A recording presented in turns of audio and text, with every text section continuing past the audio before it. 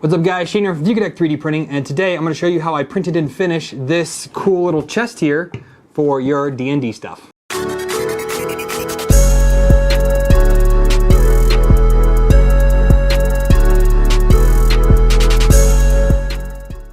Welcome back everybody. So yes, I went ahead, found this online, and I thought it would be a good chance for me to start learning and practicing how to do airbrushing. I'm very much not good at this. I'm not a pro. This is not a tutorial on how to do any of this. This is just kind of what the steps, it is just the steps that I went through to actually create this. I think it came out really well. I'm very happy with the end product. There's definitely things I would have done a little bit differently, but overall, I think it was a very good learning process for me. This took about 3-4 days to end up making after 3D printing. So let's go ahead and go through that. I'm going to walk you through how I sliced all of this on the different printers, and then what I went through to do all of the priming, sanding, finishing, dirty wash, highlights, all that kind of stuff. So let's go to the computer and I'll show you. Okay, so here I have all the files loaded into Brush Slicer. This is loaded up into my BLV MGN cube, which I named Bumblebee. So it's a 340 by 340 build plate, just to give you kind of an idea on size here. So we're looking at all the different parts. Obviously we have our main chest bottom and top. Now I will say this is 100% scale. I printed these at 150% scale. So I made them a lot bigger than what you're seeing here on the screen.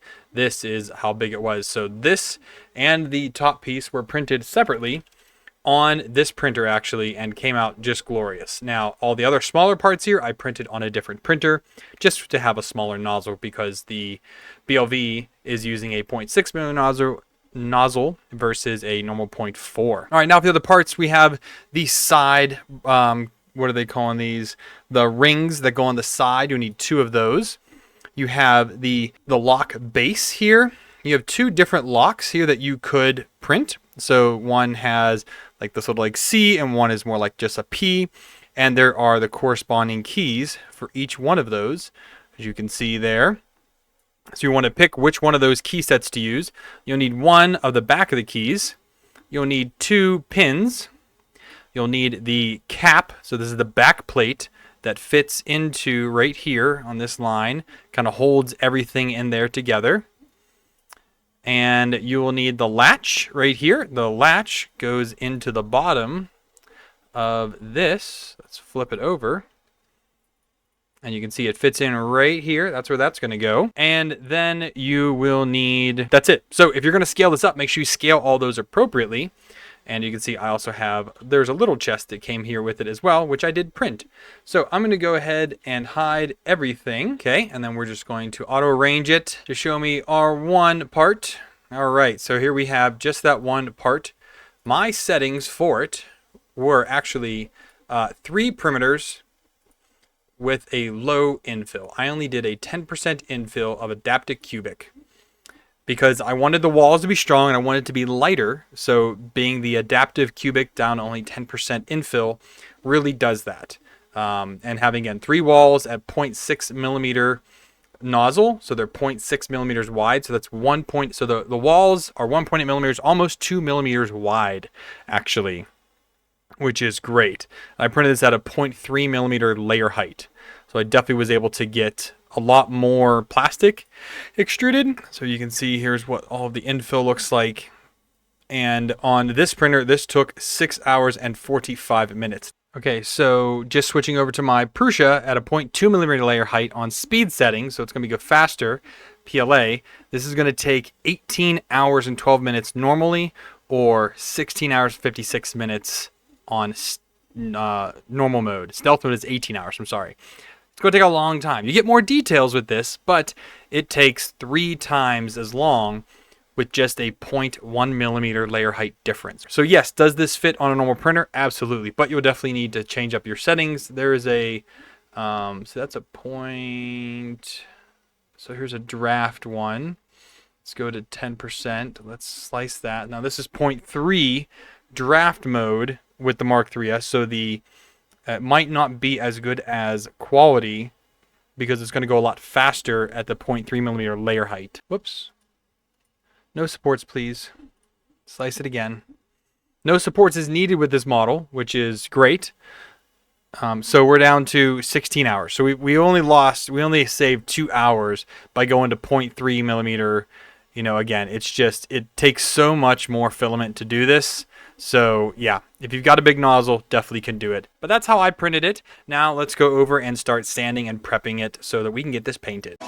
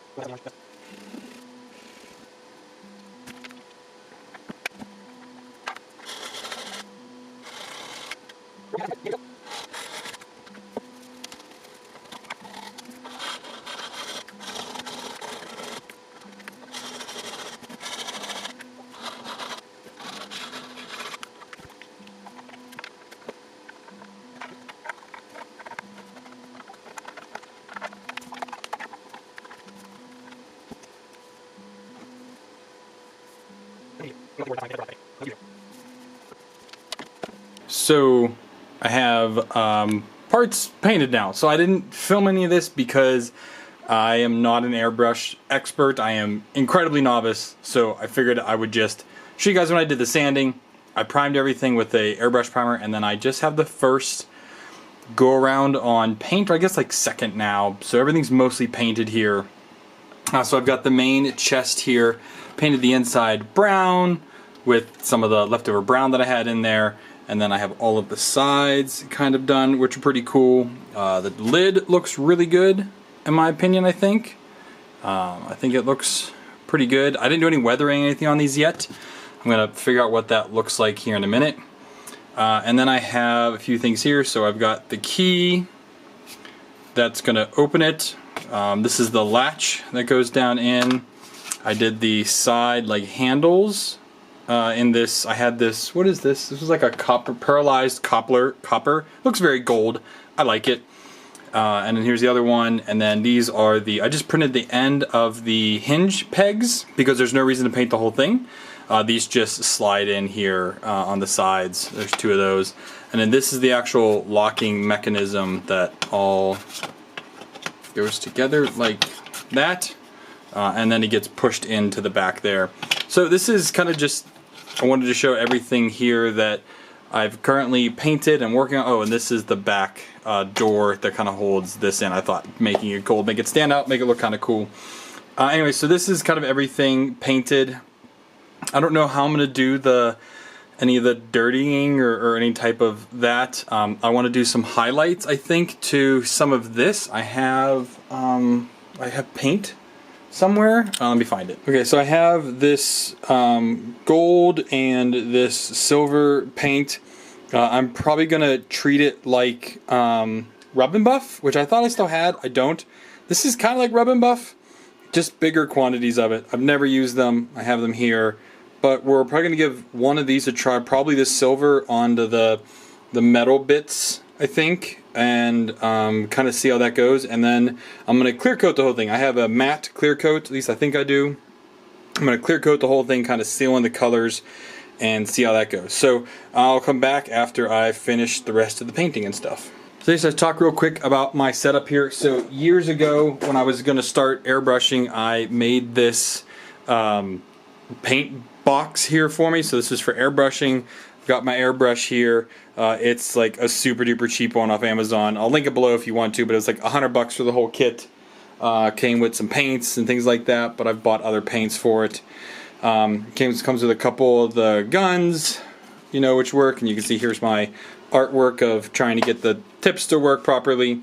But yes, and I just put some LED strips up in the top of this so I can have a nice even light of what I'm working on. This would make a great photography box as well if I put like some type of sheet or something behind it, but this is just my little paint booth box here. I have filters to put in the back with a fan, but I never did that, and yeah, don't do what I do. I'm just learning this to see what it was like, but this is all airbrushed using that kit and the colors that I've kind of had either in it or that I bought. So yeah, oh, and I forgot, I did paint the underside of this too, so it looks more complete. Alright, so here's everything finished painted. I did some like highlight type work with that silver stuff that I had here. So this, I just used it on tip of my finger and just dabbed a little on. I messed up some places, but you know, it has more character, I guess. And then I did the same thing here. Now both of these look darker because now they have the matte finish on them, which was this. I had Rust-Oleum matte clear enamel. This is what I put on once everything was done being painted. I did the same thing here for the key, the ends of the pins, and then for the handles, and this is the main clasp that's going to go in here like that. So that has all been clear coated and done. I'm now going to go ahead and mix up some dark wash, and I'm going to put a little bit on here and see how it goes to try and make it a little more rough looking. I don't know how that's going to go. I've only done it once, so I'll come back and show you what it looks like whenever I'm done with it. Okay, here's all the parts printed. The last one here needed to just dry, so I went ahead and did a dark wash on all of them, so they're going to look much darker now. And I went ahead and put another probably about 2 to maybe 3, actually maybe 4. It's been at least 3 or 4 clear coats of the matte finish clear coat on these, and again you can see they look much darker. It looks much more natural too, I think. Again, you can see layer lines, but again, I don't care that it looks 3D printed. I just wanted to really experiment with the airbrushing and then doing some of the highlights with the silver and then doing the dark wash on there as well. But I think all in all, it came out pretty good in my opinion. So I'm pretty happy with it. And yeah, I got the sides. So I'm gonna go ahead and put this together now. And it's pretty easy because it's only a couple parts. I also 3D printed a small model of this on my resin printer and just primed it. So I might try and paint it later, but I just thought it was kind of cool that it also came with a very small version of it. Okay, so to put this together, again, very easy. We'll do the hinge first. The lid just pops on. Okay, and then align it. And then the pins slide in and they will go all the way in. I probably need to hit this with a bit of a hammer because I couldn't clear out the very ends of them. So I just have to get it lined up like that. That one goes almost all the way in, but this one is not, so I might have to give that a little love tap here in a minute. And that just opens up like that. Awesome. All right, now for the hardware that goes in here for the actual key, we have the back part of it. We've got the front, which lines up like that, and that just slides right in there, like so. Okay, all the way in. Then we have this back plate that then slides down. Again, I painted it the same color as the other accent parts that fell out.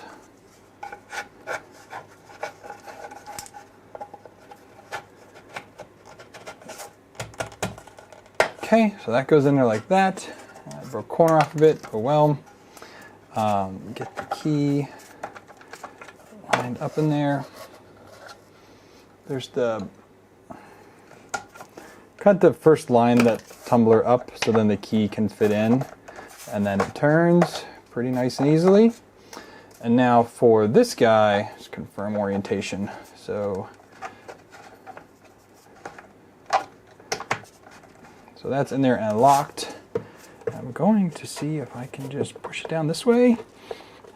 No, I can't. Okay, so we'll unlock it out like that, and then it just gets pushed into the lid like so, like that, and it closes, locks, pull the key out. It's a little tight once that's in there, and there it is. So now we can put on the sides. These are also just twist. Oh, that looks excellent.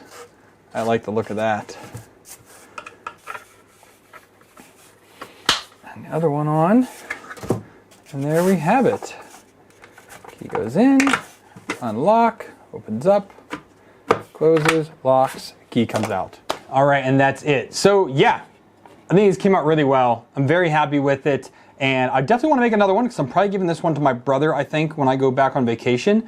But I think I'm going to take what I learned and the techniques that I found and which of the airbrushes to use and all that. I think I'll take that in and I will work on making this again because it was a very fun project and I think it would be really cool to kind of be able to store like dice and some of the minifigures in here for D&D. So thank you guys for watching. I'm really proud of this. I hope you guys enjoyed it. If you did, go ahead and like the video. Leave a comment down below. What would you do differently? What advice would you give me for airbrushing or for finishing something like this? I'd love to hear from you because again, I'm trying to learn this and I'd love to do more of it, so we'll kind of see how it goes.